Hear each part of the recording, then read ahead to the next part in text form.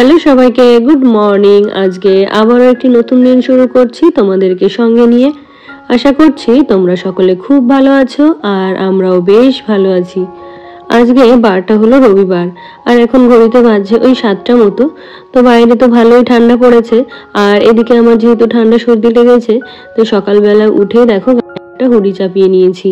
তো ওই যে গতকালকে কিছু জামা কাপড় ছিল, তো সেগুলো রাতে আর গোছানো হয়নি। তো সকালে ভাবলাম যে সোফার উপরটা দেখতে বড্ড বাজে লাগছে, তো এই কাজগুলোকে আগে গুছিয়ে নিই, তারপরে হচ্ছে অন্যান্য কাজগুলো করব।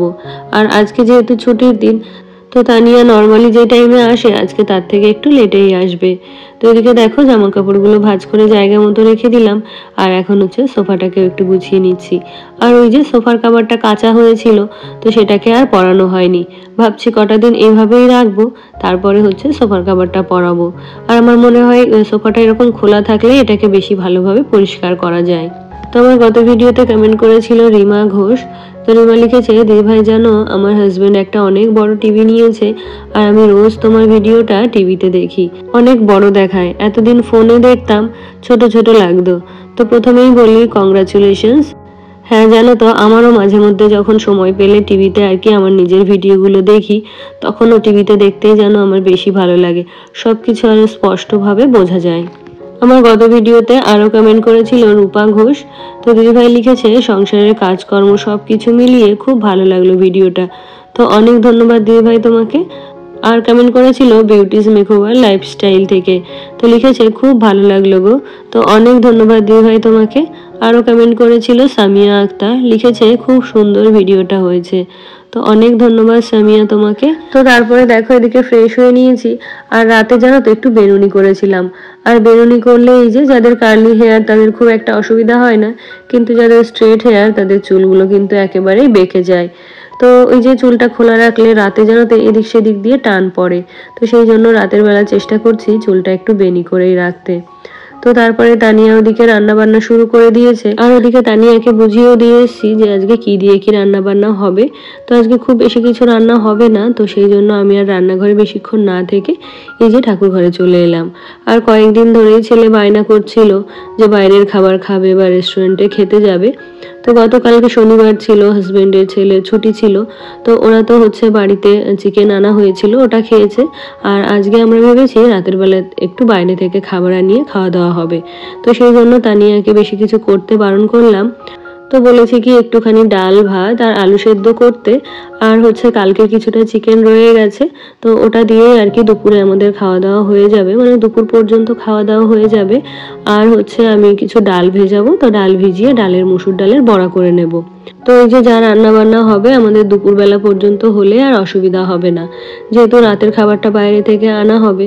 তো আমরা ভেবেছিলাম কি রেস্টুরেন্টে গিয়েই খাবো, কিন্তু ছেলের যেহেতু ওই যে বললাম পরীক্ষা চলছে, তো ওখানে যেতে গেলে বেশ অনেকটা সময় নষ্ট হবে, তো সেই জন্য আর কি বাড়িতে আনিয়েই খাওয়া দাওয়া হবে। তো তারপরে দেখো এদিকে নিচে চলে এলাম ফুল তুলতে। তো কিছু ফুল তো তোলা থাকে আর কিছু ফুল আমি নিজেও তুলে নিলাম। তো এখানে দেখো আজকে অনেকগুলো নীলকণ্ঠ ফুল পেয়েছি। তো তারপরে চলে এলাম ছাদে। আর জানো তো আমার ওই নীলকণ্ঠ ফুল গাছটাতে যেদিন অনেক ফুল হয় সেদিন কিন্তু ফুল নেওয়ার কথা আমার একেবারেই মাথায় থাকে না। আর যেদিন আমি ফুল নিতে আসি সেদিন দেখি ওই একটা কি দুটো ফুল ফুটেছে। তো তারপরে ফুল তো নেব, এদিকে দেখো শিউলি ফুল গাছের গোড়ায় অনেকগুলো ফুল পড়ে আছে আর গাছেও কিছু রয়েছে। তো নিচের গুলো আর নেবো না, তো গাছের গুলো ছিঁড়ে নিয়ে আর ওই যে নীলকণ্ঠ গাছে আজকে খুব একটা ফুল ফোটেনি, তো যা আছে ওগুলো নিয়েই আর কি নিচে চলে যাব। তো দেখো একটা মাত্র ফুল পেলাম আর এই ফুলগুলো যেন তো ভীষণ সুন্দর। ওই কিছু আছে সিঙ্গেল পাপড়ি যেগুলো নিচে থেকে নিলাম ওগুলো, আর এই উপরের গাছটাতে এগুলো হচ্ছে থোকা যে নীলকণ্ঠটা হয় ওটাই আর কি। আর জানো তো আজকে ঘুম থেকে ওঠার পর থেকে একেবারে বসা হয়নি, কারণ ওই যে জামা কাপড়গুলো গোছালাম, ঘর ঝাড় দিলাম, তারপরে হচ্ছে ঠাকুর ঘরে গেলাম, তারপরে যে ফুল তুলে ছাদে 5 মিনিট মতো বসে আবার ওই যে নিচে চলে এলাম। তো এদিকে হচ্ছে একটু চা করব, তো আজকে চাটা একটু দেরি করেই খাচ্ছি, নাহলে অন্যান্য দিন এতক্ষণ আমাদের চা খাওয়া হয়ে যায়। তো তো আগে তো রেগুলার চা খাওয়াই হতো না, ওই ছুটির দিন বা যদি একটু মন চাইতো তখন আর কি চা খেতাম। তো এখন যেহেতু ও রান্না করতে আসে, যদিও ওকে কোনো খাবার দাবার দেওয়ার কথা আমার হয়নি, তবুও সকালবেলা যেহেতু রান্না করে তো সেই জন্য একটু চা করে দুজনে খায় আর কি। আর আজকে হাজবেন্ডের জন্য একটু চা নিয়েছি, কারণ ও তো বাড়িতে থাকবে, তো আজকে চা খাবে। তো একই সঙ্গে ওরটা করে ওরটা ফ্লাস্কে রেখে দেবো, আর আমাদেরটা হচ্ছে আমরা খেয়ে নেব। তো এদিকে দেখো একটু ডালও ভিজিয়ে রেখে দিলাম। আর এখন তো ওই 8টা মতো বাজছে। তো এর মধ্যে ওদিকে তানিয়া রান্নাবান্নাও কমপ্লিট হয়ে গেছে, ও কিছুক্ষণের মধ্যেই আর কি বেরিয়ে যাবে। আর আমার ছেলে হাজবেন্ড ওরা তো এখন ঘুম থেকে উঠবেই না, ওরা ঘুম থেকে উঠতে উঠতে ওই 10টা বাজবে। তো সেই জন্য হাজবেন্ডের চাটা ফ্লাক্সের মধ্যে রেখে দিলাম। আর এখন আমি ঘরে গিয়ে কি করবো বলো তো, ছেলে যেগুলো বাড়িতে প্র্যাকটিস করবে সেগুলোই আর কি ওর খাতায় একটা টেস্ট মতো নেব, তো সেটাই আর কি বসে বসে দিয়ে রাখবো। তাহলে কি হবে, ও ঘুম থেকে উঠেই আর কি ওগুলো করে ফেলতে পারবে। এতে করে আমার সময়টাও বেঁচে যাবে। নাহলে ও ওঠার পর ওকে বসিয়ে নিয়ে যদি ওই খাতায় সমস্ত কিছু রেডি করতে যায়, তাহলে কিন্তু অনেকটা সময় নষ্ট হয়ে যাবে।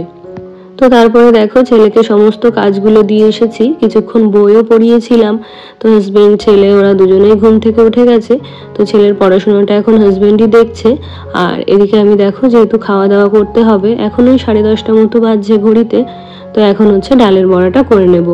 তো আমি এই যে মিক্সারের মধ্যে ডাল ভেজানোটা দিয়ে একসঙ্গে একটু নুন, চিনি, হলুদ, কাঁচা লঙ্কা আর একটু সাদা তেল দিয়ে এটাকে ভালো করে পেস্ট করে নেব। আর এদিকে কিছুটা পেঁয়াজও কেটে নিয়েছিলাম। তো এটাকে এখন ভালো করে মিশিয়ে তারপরে হচ্ছে বড়াগুলো তৈরি করব।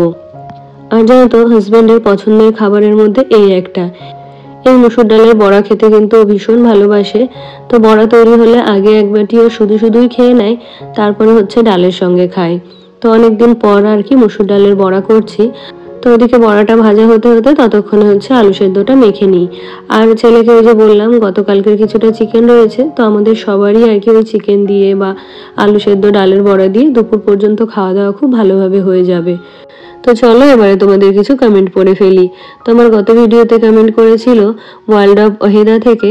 তো দিদিভাই লিখেছে, একদম ঠিক বলেছ, mental health is very important.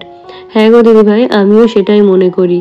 আর লিখেছে যে তোমার চেয়ার কাভারটা কেমন, যেটা মিশো থেকে নিয়েছো, তোমার ফিডব্যাকগুলো আমি খুব রিলাই করি। তোমার লিঙ্কের হেল্পে আমি কড়াই আর ওক প্যান্টটা নিয়েছি। অনেক শুভেচ্ছা আর ভালোবাসা। থ্যাংক ইউ দিদিভাই, আর তোমার জন্য রইলো আমার অনেক অনেক শুভেচ্ছা আর ভালোবাসা। তো কি বলতো, চেয়ার কভারগুলো যে খুব ভালো তা নয়, মোটামুটি চলে আর কি। তবে আমার মনে হয় এগুলো যদি একটু বেশি দাম দিয়ে কেনা যায় তাহলে হয়তো আরো ভালো হয়। আর সত্যি আমি যেহেতু নিজে ব্যবহার করি, ওই স্টিলের কড়াই বা ওক প্যানটা সত্যি ভীষণ ভালো। তো তারপরে এখানে আমি খেতে বসে গেছি। তো হাজবেন্ডকেও খাবার দিয়ে দিয়েছিলাম, সেই সঙ্গে ছেলেকেও খাইয়ে দিয়েছি। তো ছেলেকে যেহেতু হাতে করে খাইয়ে দিতে হয়, তো একসাথে বসে খাবার খাওয়াটা আমার খুব কমই হয়। তো তারপরে দেখো সকালের দিকে এখানে কিছু মাছ রাখা হয়েছিল। তো যেহেতু এই রান্নাঘরে রান্নাবান্না চলছিল, তো সেই জন্য আর কি মাছগুলোকে এইভাবেই ফ্রিজে রেখে দিয়েছিলাম। তো এখন হচ্ছে মাছগুলোকে ধুয়ে গুছিয়ে হচ্ছে ফ্রিজে রেখে দেবো। আর এই ছোট মাছগুলো আবার নিলাম, কারণ আগের দিন যে রান্না হয়েছিল ওদিন কিন্তু আমার ছেলে ছোট মাছগুলো ভাজা খুব পছন্দ করেছিল। ওই ফার্স্ট টাইমই খেলো। তো ওকে বলেছিলাম যে ওর যদি ভালো লাগে তাহলে পরের দিন আবারও রাখবো। তো সেই মতো করে একটা রুই মাছ রাখা হয়েছে, আর কিছু পুঁটি মাছ আর কিছু মোরলা মাছ। তো ওগুলোকে ধুয়ে পরিষ্কার করে ফ্রিজে রেখে এলাম। আর ওই মাছগুলো ধোয়া হতে হতে নমিতা দিয়ে এসে কিন্তু সমস্ত কাজ করে দিয়ে গেছে। তো আমার ঘর বাড়ি তো এখন পুরোপুরি পরিষ্কার।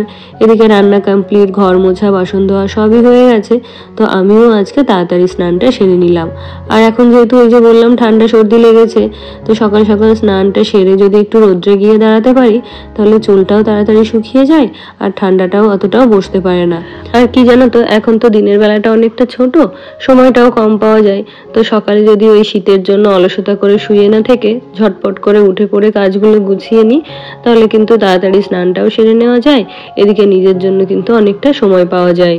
তো আজকে দেখো মাথার থেকে টাওয়ালটা না খুলে আর কি পুজোটা দিয়ে নিলাম, কারণ একবারে ছাদে গিয়ে চুলটাকে খুলে রোদ্রে দাঁড়াবো।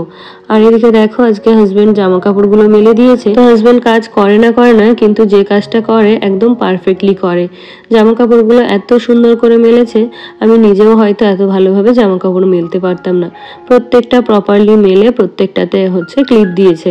তো তারপরে দেখো গিয়েছিলাম একটু ডাক্তার দেখাতে। ওই যে বললাম ঠান্ডা সর্দি লেগেছে, তো কিছুতেই আর কি ছাড়াচ্ছে না। তো ডাক্তার দেখিয়ে ফেরার সময় ওখানে বেশ কয়েক রকমের মিষ্টি নিয়ে এসেছি। তো আমার জানি না কেন ভাত তরকারি এগুলোতে কোনো কিছুতেই স্বাদ পাচ্ছি না। তো সেই জন্য আজকে একটু মিষ্টি খেতে ইচ্ছে হচ্ছিল, তাই আর কি পছন্দের মিষ্টিগুলো কিনে নিয়ে এলাম। আর এখন তোমাদের সাথে দেখা হচ্ছে সন্ধ্যাবেলাতে। তো আজকে যেহেতু হাজবেন্ড বাড়িতে রয়েছে, তো সেই জন্য ভাবলাম যে একটু চিতই পিঠা করা যাক। তো আগের দিন তো তোমরা দেখলেই ছাদের ওই উনুনটাতে পাস্তা রান্না করেছিলাম। তো ওটা সাধারণত ওই যে বললাম পিঠে তৈরি করার জন্যই করা হয়েছে। তো আজকে ভাবছি কি এটাকে একটু চিতই পিঠে তৈরি করব, মানে যে উদ্দেশ্যে উনুনটা বানানো সেটাই আজকে করব। তো এখানে দেখো আমি দোকানের কিছু শুকনো চালের গুঁড়ো নিয়ে নিয়েছি, আর তার মধ্যে সামান্য একটু ময়দা আর নুন দিয়ে ওটাকে কিছুক্ষণ ভিজিয়ে রেখেছিলাম। তো তারপরে ওটাকে আবার একটু জল দিয়ে পাতলা করে ফেটিয়ে তারপরে ব্যাটারটা তৈরি করে নিয়েছি। আর এদিকে দেখো আমার উনুনটা আজকে এত ভালোভাবে জ্বলছে। আগের দিন একটু ডিস্টার্ব করছিল, কারণ উনুনটাও ভেজা ছিল আর জ্বালানিগুলোও ভালো ছিল না। তো তারপরে এদিকে দেখো ফার্স্ট ব্যাচটা একটু লেগে যাচ্ছিল, তবে পরের ব্যাচগুলো কিন্তু ভীষণ ভালো হয়েছিল। আর জানো তো এই যে সরার পিঠেগুলো, এগুলো তো মা সারা বছর আমাকে পাঠাতেই থাকে, আবার আমি বাড়িতেও তৈরি করি। তো আমার ছেলে কিন্তু এগুলো কখনোই মুখে দেয় না, খেতে চায় না আর কি। তো আমি এই যে আজকে করেছি, পিঠেগুলো এত ভালো হয়েছিল যে ও 5টা-6টা পিঠে কিন্তু গুড় দিয়ে নিজেই খেয়ে নিয়েছে। আর আমার গত ভিডিওতে আরো কমেন্ট করেছিল হীরা খান, তো লিখেছে উনুনটি খুব সুন্দর হয়েছে, সব মিলিয়ে খুব ভালো লাগলো দিদি। তো অনেক ভালোবাসা বোন তোমাকে। আর কমেন্ট করেছিল পূজা, তো লিখেছে উনুনটা খুব সুন্দর হয়েছে, তোমার কথা শুনে বোঝা যাচ্ছে ঠান্ডা লেগেছে, তাড়াতাড়ি যেন সুস্থ হয়ে যাও। আর আমার মাও উনুনে রান্না করতো, মনে পড়ে গেল, পুরনো স্মৃতিচারণ করলাম, গ্রামের পরিবেশ সত্যি অনবদ্য, ভালো থেকো। তো অনেক ভালোবাসা বান্ধবী তোমাকে, তুমিও খুব ভালো থেকো। আর সত্যি গ্রামের পরিবেশ কিন্তু আমারও ভীষণ ভালো লাগে, আমি তো আগের ব্লগে বললামই। আর এদিকে দেখো আমরা ঘরে এসে একটু মাংস নিয়ে নিয়েছি, আর তার সঙ্গে এই যে চিতই পিঠা। তো এই কম্বিনেশনটা কিন্তু আমাদের সকলেরই ভীষণ ভালো লাগে। আর জানো তো আমার ওই গুড় পাটালি ওগুলো কিনতে হলে আমার বাবাই ওখান থেকে কিনে আমাকে পাঠায়। তো গত বছর যা পাঠিয়েছিল সেগুলো তো বেশিরভাগটাই খাওয়া হয়ে গেছে, আর কিছুটা এই ঝোলা গুড় ছিল, সেটা একদম একই রকম রয়েছে, না কোনো বাজে গন্ধ বা কিছুই হয়নি। তো ওই গুড়টা দিয়ে আর কি এবছরের পিঠেগুলো খাওয়া হচ্ছে। তো তারপরে দেখো এখানে আমাদের খাবার চলে এসেছে।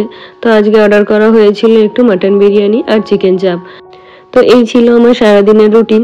তো আজকের দিনটা আমরা এইভাবে আনন্দে কাটালাম। আজকে তবে এখানেই শেষ করছি, তোমাদের সাথে আমার আবারও দেখা হচ্ছে নেক্সট ব্লগে। টাটা।